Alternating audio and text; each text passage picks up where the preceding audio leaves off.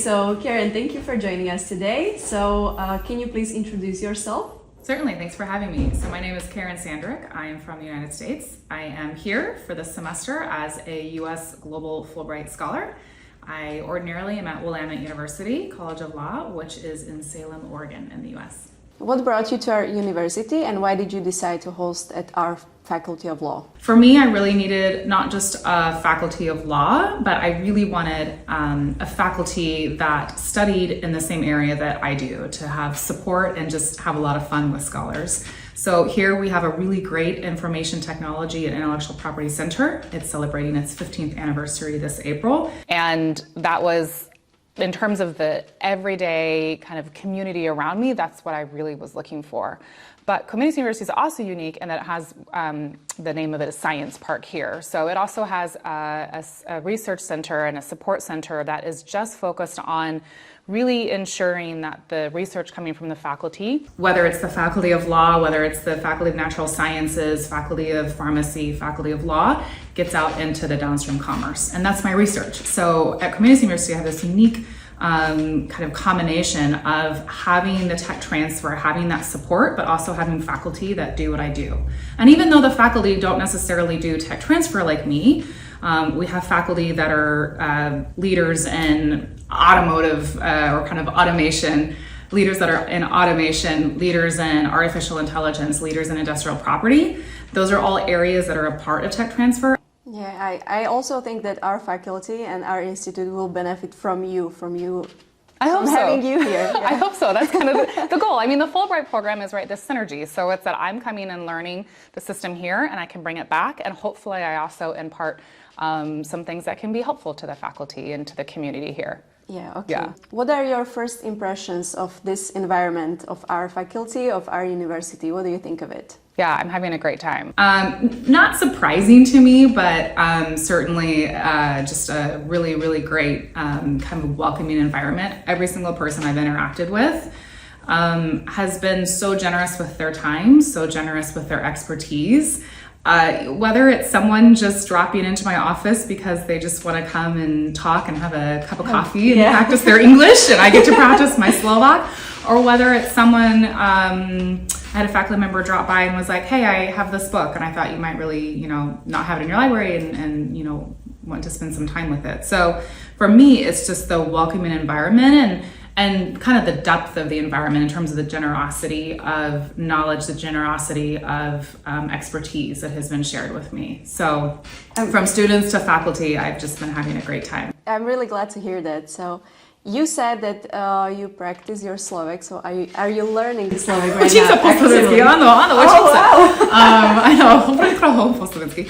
I would say my issue now is I probably understand a little bit more than I speak. And that's been really neat for me because I think I came here speaking a lot more than I understood, and quickly it's kind of switched. But yeah, I'm working on it, and it's been really fun because I can kind of joke with faculty around here and with the students too. My students are really generous, but we get to kind of share some ideas, and I get to work on my language. Yeah, I think that's very special because not a lot of people from foreign countries learn Slovak because it's not a very common language. So yes, that's great. It's not a common language, and my son's favorite kind of phrase right now is "veľmi ťažké." It's a very difficult language, and it's not something that in the United States we hear a lot of.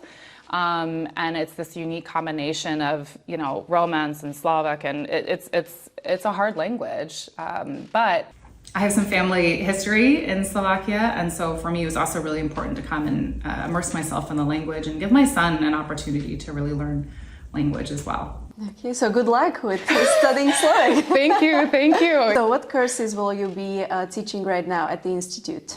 Yes, I am teaching comparative intellectual property in collaboration and coordination with Professor Jana Ziegel. And we're kind of splitting the course based on expertise, but we go to each other's classes, so it's been really fun. Yeah, so comparative IP, right now we're in the heart of a patent section. So tomorrow our students and I will be looking at whether we can and should patent a resurrected woolly mammoth. So very important things. That's our theoretical part of the class. So we always start with theory, and then we do some practical applications. But the real question is, what is patentable subject matter? Can we patent things that are in our bodies? Can we patent things that are in the nature? So it's a really great course, and it'll be fun tomorrow. It sounds very interesting. Mm-hmm. And do you feel any difference between students in the US and students here in Slovakia, do you think? I do, and the reason, it's probably multiple reasons, but one of the main reasons is because our students are in different places. So in the US, where I teach is just at a law school, and in law school in the US, the students have already done their 4-year degree. So they've already graduated with their 4-year degree, and then they're coming to do a 3-year degree. And so they come to you already kind of knowing exactly what they want to do, whether they're going to be doing intellectual property practice or a criminal law practice, they don't know yet, but typically when they get to me, they have an interest.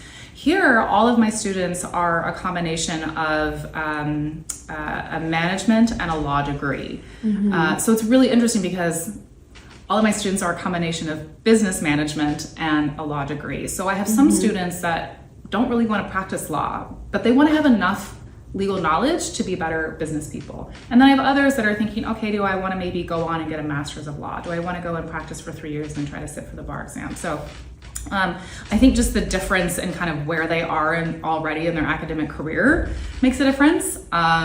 What's really neat about the students here is that they have because of their training, it's a little bit more broad in some ways. And so they come at some of the questions with more of a business focus. Mm-hmm. It's a joke with my students in the US. I teach a class that looks at different deals in different industries, and I often have business students, kind of master's business students with my law students. And I put this problem out with my students, and all of my law students are like, here's a problem, here's a problem, here's a problem. And my business students, eventually they go, is there a profit? Like, why are we talking about this? Like, who cares if there's a problem? They shouldn't think invest in differently. this. They think totally differently. And what's really neat about these students is they have it all, because that's their degree. They're looking at both business and kind of how to manage businesses and law, and their training has been that way the whole time. So it's been a fun kind of switch for me. It's right up kind of my alley, so to speak, and the students are just eager to learn.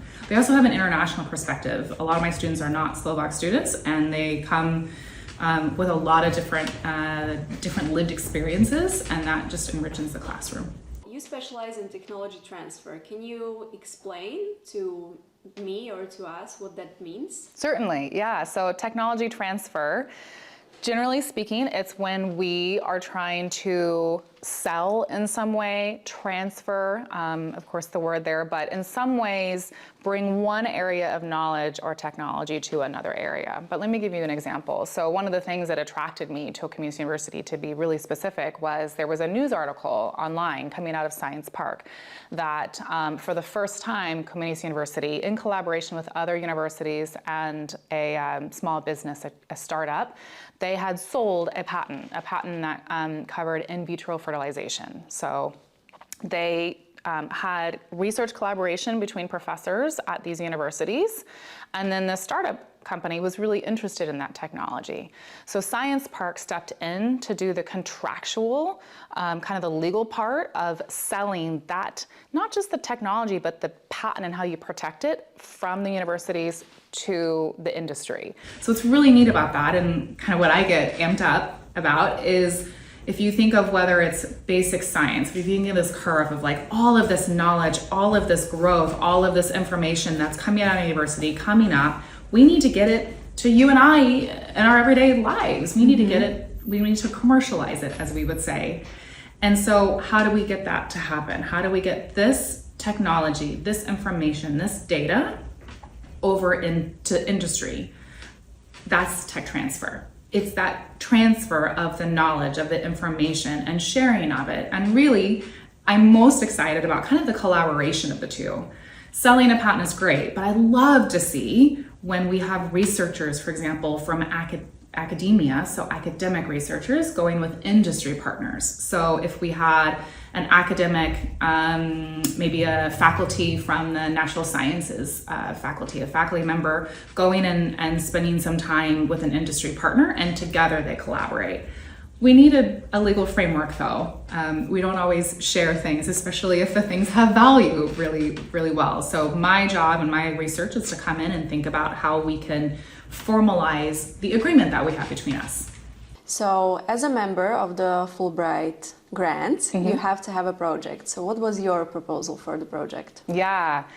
The project that I proposed and that I am working on right now is looking specifically in Slovakia, looking at tech transfer, and looking at what we call public-private partnerships. So when we pair a public institution like Komenského University, or you can think of the government, public, with a private, maybe a startup or some sort of a venture capital, someone with money in the private industry, when we pair those two together. So my project is about technology transfer and public-private partnerships. Sometimes we call them P3s, it's easier. So technology transfer and P3s.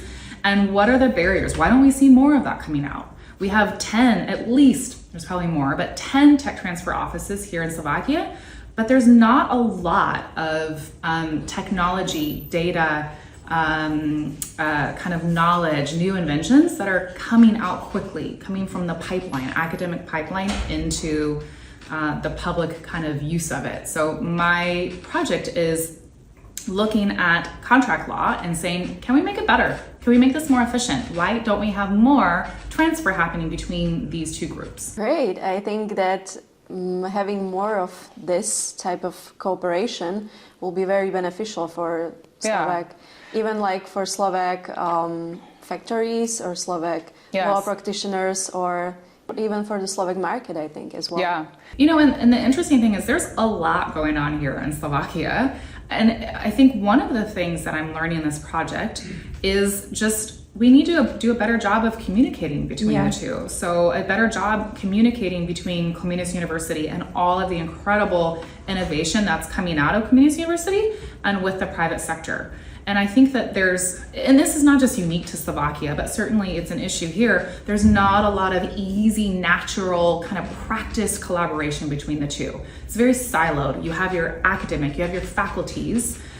Even within the university, we're pretty siloed here. Again, not unique to Slovakia. This is a real issue in the US. It's an issue at every institution I've ever been at or kind of talked with. So faculty of law is here, faculty of medicine is here, faculty of natural sciences is here, and we should be collaborating more than we should, but we should also be collaborating with pharmacies, with pharmaceutical companies, with startup. You know, there's a lot of incubators here in Bratislava, and there's not a lot of cross-pollination yet. There's not a lot of collaboration yet, and that's my project. My project is how do we use contract law? How do we use the legal systems and policies or regulations to get together more easily? And you know, what I'm learning is we have a lot more innovation happening in Slovakia. I already say we, look at that, I'm like, I'm a part of you. We have all this innovation, and one of the first steps is better communication.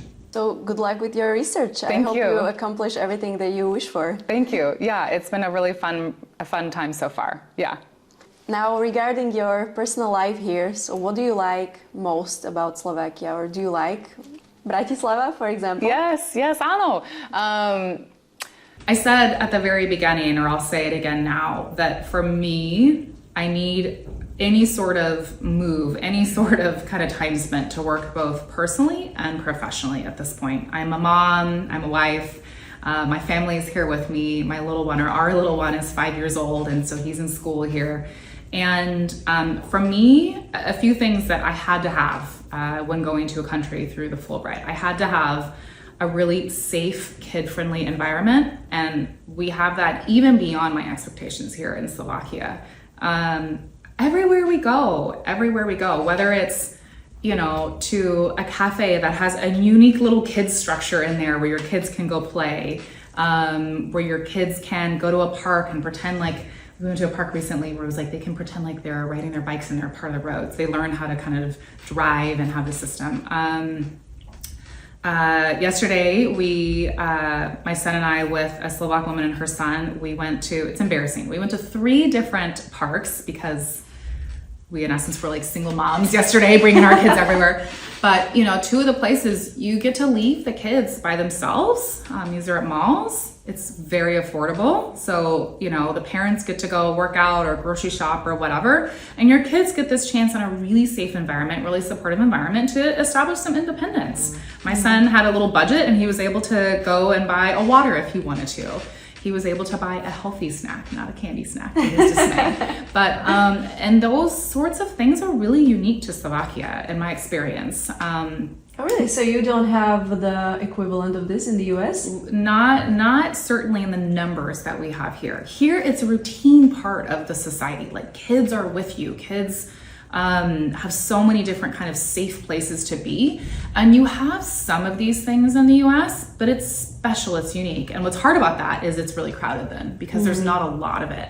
And, here it's like, we went to 3 different malls yesterday with 3 different indoor playgrounds, and the malls were all like, 5-10 minutes away from each other. Yeah. The mall culture here is strong. Yeah. It's not strong in the US. Yeah. We're loving the mall culture. But it's just the focus on kids and safety is just so appreciated as parents here. Mm-hmm. I would say another aspect that we're absolutely loving, and I get to tell my students all the time that they're taking it for granted, is the public transportation system. It is so good. My family, we do not have a car here, and we can get anywhere we need to in the city or outside of the city really easily. And I get you, because I don't even use my car here. So. Really? Yeah. It's so amazing, and just this culture of being able to walk everywhere, but to have easy public transportation it's my son's favorite thing. Every weekend. He goes to hockey in the mornings, so we're very kind of involved already, kind of in the Slovak living, if you will, but he's on a little hockey team and he loves it. Go Slovan, he's very into it. We get back from hockey, we drop his stuff, and then he gets to pick an adventure. We call it an adventure, where I put away my phone, my Google Maps, my transportation system, and we just take a bus or take a tram, and we see where it brings us. And then my job— That's a very good idea. Yeah. My job is to get us home eventually without using my phone. So that's a very nice tradition. I like it. Yeah. It's wild how much he knows.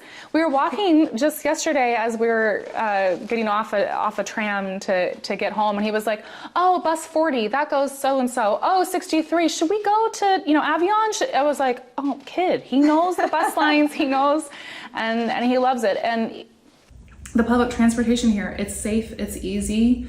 It's really unique to, I've been a lot of places in the world, but I think it's really unique to the city that as a woman bringing a 5-year-old who is not fluent in the language, I can very comfortably put my phone away, have very little with me, and go to the end of a bus line, the end of a transportation line, walk around the neighborhood, find a park, feel very safe, very supportive. If I get lost, I can ask someone. People are always like, "Can we help you?" They're like, "Why are the English-speaking folks right here?" And they're so supportive. We've even had people say, "You're really close to this amazing trail, like in Racha or out in Karloves."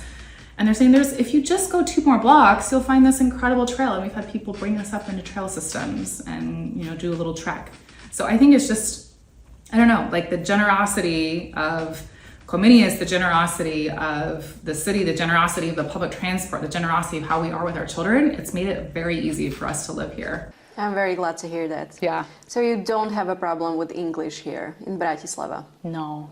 Yeah, there's been very few instances. I do have some. Because I think that older people living here don't really speak English, but I think the younger generation does. The younger generation, it's surprising if I come across someone who doesn't have quite a bit of English. The older generation, I've had some experiences, some funny ones in hindsight.